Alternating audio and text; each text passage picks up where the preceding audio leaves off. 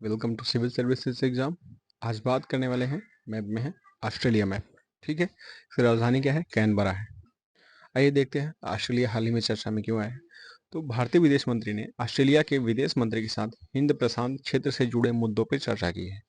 ठीक है, हिंद प्रशांत मतलब इस एरियाज पे। ठीक है, ये हिंदुस्तान मतलब हिंद महासागर है, ये पैसिफिक ओशन है। ठीक है, हिंद प्रशांत क्षेत्र से जुड़े मुद्दे पे चर्चा की है। आर्टिकल में क्या है, क्यों आया है, देखते हैं। ऑस्ट्रेलिया क्या है, भौगोलिक स्थिति में देखते हैं तो ऑस्ट्रेलिया एक देश है और महाद्वीप दोनों है। ठीक है, अगर यहाँ पे पार्टिकुलरली देखा जाए तो यहाँ पे 6 पार्ट किए जाते हैं। ठीक है, ऑस्ट्रेलिया में 6 देश मतलब 6 राज्य आप कह सकते हैं, एक देश और एक महाद्वीप दोनों है ऑस्ट्रेलिया। तो इसके 6 पार्ट मतलब स्टेट वाइज देखें तो 6 पार्ट में है। यह पूरी तरह से हिंद और प्रशांत महासागर सागर से घिरा हुआ है, मतलब ये चारों तरफ से वाटर से लॉक्ड कंट्री है। ठीक है, यह किसी भी देश के साथ सीमा साझा नहीं करता। ठीक है, डायरेक्ट तौर पे मतलब स्थलीय रूप से सीमा साझा नहीं करता। बाकी तो जलीय देश से अगर देखा जाए तो इस तरफ न्यूजीलैंड है जो टॉरेस स्ट्रेट से अलग होता है। ठीक है, यहाँ से टॉरेस अलग होता है, ये बॉस स्ट्रेट है। आइए देखते हैं आर्टिकल में क्या आया है। समुद्री सीमा अगर देखा जाए तो इसके पश्चिम और दक्षिण पश्चिम में क्या है, हिंद महासागर है। ठीक है, पश्चिम मतलब इस तरफ। ठीक है, इस तरफ क्या है, हिंद महासागर है। पूर्व में प्रशांत महासागर है, ये रहा पैसिफिक ओशन। उत्तर पूर्व में कोरल सागर है। ठीक है, उत्तर पूर्व में ये रहा कोरल सागर। कोरल रीफ आपके यहाँ से लेके यहाँ तक पाई जाती है, तो निशान लगाया गया है, यहाँ से लेके यहाँ तक कोरल रीफ पाई जाती है। ठीक है, और अगर ग्रेट डिवाइडिंग रेंज की बात करें तो ग्रेट डिवाइडिंग रेंज पूरा ऑस्ट्रेलिया की इस तरफ से यहाँ से फैली हुई है, ग्रेट डिवाइडिंग रेंज। ठीक है, और उत्तर पश्चिम में तिमोर सागर है, ये है तिमोर। ठीक है, आराफूरा सागर एकदम उत्तर में है। ठीक है, पूर्व में क्या है, पूर्व में तस्मान सागर है। तस्मान सागर न्यूजीलैंड और ऑस्ट्रेलिया के बीच में है। भौगोलिक विशेषताएं की बात करें तो ऑस्ट्रेलिया दुनिया का सबसे छोटा, सबसे समतल अंटार्कटिका के बाद और सबसे शुष्क महाद्वीप है। सबसे शुष्क क्यों है, क्योंकि अगर मरुस्थल की बात की जाए तो यहाँ पे कम से कम 6 से 7 मरुस्थल है। ठीक है, ये आपके विषुवत रेखा है, विषुवत रेखा। इसके जस्ट ऊपर क्या है, ग्रेट सैंडी मरुस्थल है। ठीक है, यहाँ पे ग्रेट सैंडी है। और विषुवत रेखा के आसपास यहाँ पे गिब्सन मरुस्थल है, गिब्सन। फिर यहाँ पे कौन सा है, ग्रेट विक्टोरिया। ठीक है, वृहद जो ग्रेट विक्टोरिया है, ये मरुस्थल है यहाँ पे, ध्यान रखिएगा, ग्रेट विक्टोरिया मरुस्थल। और आप लोग एक नदी के बारे में पढ़े होंगे, मर्रे डार्लिंग नदी। तो ये मर्रे डार्लिंग यहाँ से निकल करके इस एरिया में निकलती है। ठीक है, ये एरिया मतलब ऑस्ट्रेलिया की सबसे लंबी नदी है, कौन सी, मर्रे डार्लिंग है। और मर्रे डार्लिंग नदी आपको बता दिया ऑस्ट्रेलिया की सबसे नदी। और एक और है डार्लिंग पर्वत श्रेणी। ठीक है, ये यूपी पीसीएस में 2020 या 21 में क्वेश्चन बना था डार्लिंग पर्वत श्रेणी के बारे में, तो ये यहाँ पे है। काफी लोगों ने गलत किया था। डार्लिंग जो नदी है इस तरफ है, और डार्लिंग जो पर्वत श्रेणी है वो यहाँ पे है। और इसी के जस्ट ऊपर में आप देखेंगे तो यहाँ पे एक आयर झील है। ठीक है, आयर झील, ये कॉर्नर का एरिया देखेंगे तो यहाँ पे क्वेश्चन बनता है स्पेंसर की खाड़ी। ठीक है, इसे याद रखिएगा, स्पेंसर की खाड़ी, ये इंपॉर्टेंट है, एग्जाम में आता है। पीसीएस के एग्जाम में ये जरूर पूछा जाता है। ठीक, आपको मैपिंग करा देता है, मार्किंग करा देते हैं, यही है स्पेंसर की खाड़ी। ठीक, यहाँ पे क्या है, ग्रेट सैंडी है, इस एरिया में ग्रेट बिक्सन है, ये बृहद मरुस्थल है। ठीक, और डार्लिंग श्रेणी है, ग्रेट डिवाइडिंग रेंज है, कोरल रीफ यहाँ से यहाँ तक है। ठीक, बॉस स्टेट क्या करता है, न्यूजीलैंड और ऑस्ट्रेलिया को अलग करता है। वहीं टॉरेस जो स्टेट है, यहाँ पे पापुआ न्यू गिनी और ऑस्ट्रेलिया को अलग करता है। ये टॉरेस जनसंधि गल्फ ऑफ कार्पेंट्रिया की खाड़ी ये रही। ठीक, आराफूरा सागर इसके जस्ट उत्तर में। आइए देखते हैं आज के करंट अफेयर पे। आपसे रिक्वेस्ट है कि प्लीज वीडियो को लाइक जरूर कर दीजिएगा। आइए शुरू करते हैं करंट। करंट में क्या है, प्रधानमंत्री ने गवर्नेंस में, ठीक है, जो शासन की भूमिका है, ठीक है, शासन में राज्य की भूमिका को सीमित करने के लिए डी रेगुलेशन कमीशन के गठन का विचार रखा है। ठीक है, डी रेगुलेशन मतलब इसके ऊपर जो रेगुलेशन वगैरह लगाया जाता है, नियम लगाए जाते हैं, वो सब कुछ हद तक कम होंगे। ठीक है, इससे क्या प्रॉफिट होगा, क्या फायदा होगा, आइए देखते हैं आर्टिकल में क्या है।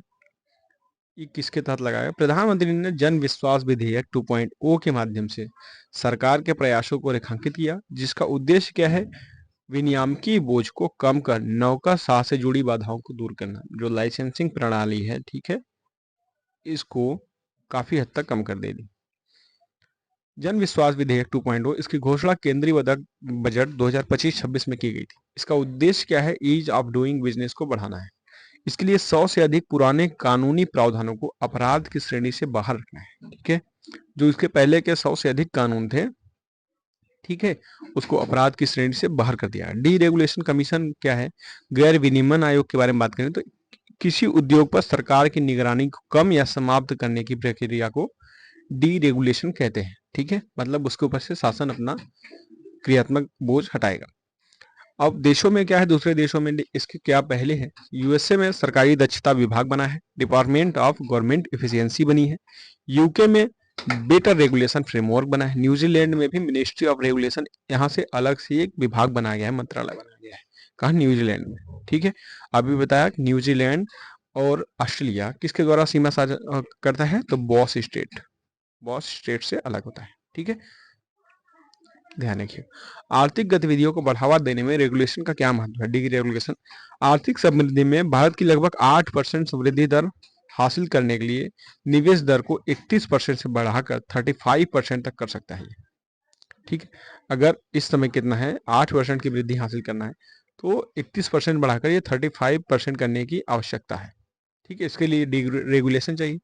आर्थिक स्वतंत्रता में वृद्धि होगी। यह नौकरशाह से जुड़ी बाधाओं को दूर करके प्रतिस्पर्धा को बढ़ावा देगा। जैसे लाइसेंसिंग प्रणाली काफी महंगी होती है, ठीक है, जल्दी लाइसेंस नहीं मिलता, या फिर बिचौलिया वगैरह ये सब सारी चीजें बेचते हैं, तो इस क्षेत्र से, इस चीजों से भी एक लाभ मिलेगा। उदाहरण के लिए जन विश्वास अधिनियम 2023 की सहायता से 42 केंद्रीय कानूनों के तहत 183 प्रावधानों को अपराध की प्रक्रिया से बाहर किया गया था। ठीक है, इस अधिनियम के तहत कब आया है जन विश्वास अधिनियम? 2023 में। ठीक है, ध्यान रखिएगा, एलिमिनेशन में दे सकता है यूपीएससी में, ये आपके यूपीएससी के लिए इंपॉर्टेंट हो सकता है। जितने भी आर्टिकल हैं भारत की वृद्धि से रिलेटेड थी, या जीडीपी से रिलेटेड, या फिर जो भारत के डायरेक्ट या इनडायरेक्ट इम्पैक्ट डालें, ठीक है, उसके बजट या फिर उसके रेवेन्यू पे, तो वो आपके एग्जाम के लिए इंपॉर्टेंट होते हैं। एमएसएमई से रिलेटेड क्या है? पालन की लागत में कमी हो, क्योंकि सूक्ष्म और लघु मध्यम उद्योगों के लिए जटिल नियमों का पालन करना कठिन होता है। ठीक है, जो छोटे और लघु उद्योग होते हैं, जैसे ग्रामीण सेक्टर में या फिर ब्लॉकेज सेक्टर में, ऐसे लिए इन नियमों का पालन करना वो कठिन होता है उनके लिए। उदाहरण के हरियाणा और तमिलनाडु सरकार ने लघु व्यवसायों के लिए भवन निर्माण संबंधी नियमों में संशोधन भी किया है। ठीक है, जो लोन वगैरह है, इन सब सारी चीजों में भी हरियाणा और तमिलनाडु सरकार ने काफी उसे आसान बनाया है। प्रतिस्पर्धात्मक संघवाद को बढ़ावा देना, राज्य सरकारें एक दूसरे के डी रेगुलेशन प्रयासों से सीखकर औद्योगिक गतिविधियों को बढ़ावा दे सकती है। ठीक है, जैसे आंध्र प्रदेश, कर्नाटक और हरियाणा सरकार ने महिलाओं के लिए नाइट शिफ्ट में काम करने पर रोक में ढील दे दी है। ठीक है, जो नाइट शिफ्ट में वर्क करना था, ये हरियाणा वगैरह में पहले अब ढील दे दिया गया है। महाराष्ट्र में तो अभी भी है, वहाँ पे कोई टेंशन नहीं है, जिससे महिलाओं के लिए रोजगार के अवसर भी बढ़े हैं। रोजगार के अवसर बढ़ने से क्या होगा? ये इनडायरेक्ट रूप से लाभ ही होगा, जीडीपी में भी ग्रोथ आएगी। तो ये सब सारी चीजें आपके इनडायरेक्ट रूप से इंपॉर्टेंट हो सकती है। एग्जाम के पॉइंट आप भी इसको देखें तो इसके लिए क्या जरूरी है? जन विश्वास अधिनियम 2023 दे दिया गया है। इसमें पूछा जा सकता है कि कितने प्रावधान थे या क्या इसका इम्पैक्ट पड़ा। डी रेगुलेशन के बारे में पूछा जा सकता है कि ये कैसे जरूरी है भारत के विकास के लिए, बाजार एकीकरण के लिए कैसे जरूरी है। ठीक है, शोषण की संभावना कैसे कम हो सकती है। ठीक है, नौकरशाह पे क्या इम्पैक्ट पड़ेगा। ठीक है, ये सारी चीजें आपके एग्जाम के लिए जरूरी है। आइए देखते हैं अगला टॉपिक। अगला है खान मंत्रालय ने, ठीक है, माइनिंग मिनिस्ट्री ने बैराइट्स, फेल्पोर, अभ्रक और क्वार्टर, मतलब 4 ऐसे खनिज थे, बैराइट्स, फेल्सफोर, अभ्रक और क्वार्टर, को लघु खनिजों की सूची से निकालकर प्रमुख खनिजों की श्रेणी में शामिल कर दिया गया। ठीक है, इसने किया है खान मिनिस्टर, माइनिंग मिनिस्ट्री ने। खनिजों का इसमें ज्यादा जरूरी वाली चीजें नहीं है। ठीक है, क्या है इसका यूज देख लेते हैं, कहाँ पाया जाता है। क्वार्टज, फेल्सपार और अभ्रक कहाँ है? पैगमाटाइट चट्टानों में पाए जाते हैं। ठीक है, कौन कौन सा? फेल्सपार, अभ्रक, क्वार्टज। ये कई महत्वपूर्ण खनिजों के एक महत्वपूर्ण सोर्स होते हैं। ठीक है, मतलब इन सभी के अंदर कई ऐसे खनिज भी मिलते हैं, इन सब के अलावा भी, जब खनन होता है। बैराइट्स की बात करें तो अक्सर चूना पत्थर और डोरोस्टेन में कंक्रीट एवं वेन फिलिंग्स के रूप में पाया जाता है। कहाँ पे? कंक्रीट वगैरह में। ठीक है, बैराइट्स अक्सर चूना पत्थर और डोलोस्टीन में कंक्रीट एवं बेन फिलिंग्स के रूप में पाया जाता है। यह एंटीमनी, कोबाल्ट, तांबा, सीसा, मैग्नीज और चांदी के अयस्कों के साथ भी पाया जाता है। इसका इस्तेमाल की बात करें, बैराइट्स का इस्तेमाल विभिन्न प्रकार के औद्योगिक कार्यों में होता है। इसका उपयोग तेल और gas drilling, electronics, TV screen, rubber, कांच, सिंथेटिक पेंट, एक्सरे उत्सर्जन को रोकने के लिए या चिकित्सा उपकरणों में भी किया जाता है। ठीक है, अब देखते हैं जो मेन क्या है, प्रमुख और गौड़ खनिज यानी माइनर जो खनिज होते हैं उनके बारे में क्या है। प्रमुख खनिज में शामिल कर दिया गया है चार चट्टानों को गौड़ माइनिंग से उठा के। प्रमुख खनिज क्या होते हैं? प्रमुख खनिज वे होते हैं जिन्हें खान और खनिज यानी विकास और विनिमय अधिनियम 1957 की पहली अनुसूची में सूचीबद्ध किया गया है। ठीक है, MMDR अधिनियम 1957 में लघु खनिज को भवन निर्माण में उपयोग होने वाले पत्थर, बजरी, मिट्टी, रेत तथा केंद्र सरकार द्वारा अधिसूचित अन्य खनिजों के रूप में परिभाषित किया जाता है। मतलब छोटे रूप में होते हैं। ठीक है, लघु खनिजों का प्रशासन और विनियमन राज्य सरकारों के अधीन होता है, जबकि जो प्रमुख खनिज होते हैं इनका अधिनियम क्या है? केंद्र सरकार करती है। ठीक है, इनके ऊपर रेगुलेशन क्या लगाती है? केंद्र सरकार लगाती है। जैसे कोयला हो गया, ठीक है, कोयला हो गया, और हीरे की खनन हो गई, इन सब चीज़ें, तांबा वगैरह हो गया, तो ये सब चीज़ें जो माइनिंग से रिलेटेड है, प्रमुख तत्व हैं। ठीक है, इन सब के ऊपर किसका रेगुलेशन होता है? सेंटर का होता है। और वहीं पे बजरी, मिट्टी, रेत और चूना वगैरह ये सारी चीज़ें का रेगुलेशन कौन करता है? स्टेट करती है। तो अब तक जो था क्वार्टज वगैरह, फिर क्वार्टज, फेल्सपार, पायरेट्स, फेल्सपार, ये सारी चीज़ें क्या थी? लघु खनिज में थी। अब इसको क्या है? प्रमुख खनिजों के रूप में श्रेणीबद्ध किया गया है। ये आप ध्यान रखिएगा। खान और खनिज विकास अधिनियम कब है? 1957। ये आपसे पूछा जा सकता है एलिमिनेशन के तौर पे। अगर माइनिंग से क्वेश्चन बनता है तो आपका ये क्वेश्चन बनेगा। ठीक है, खान और खनिज विकास अधिनियम की पहली अनुसूची में कितने तत्वों को शामिल किया गया है? ठीक, बायराइट्स, फेल्सपार, अभ्रक और क्वार्टज को।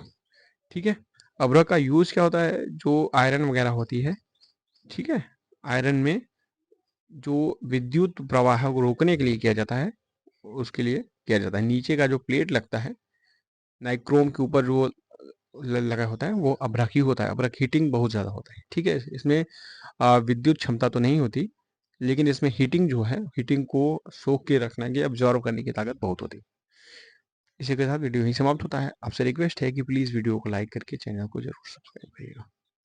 Thank you very much. Good day.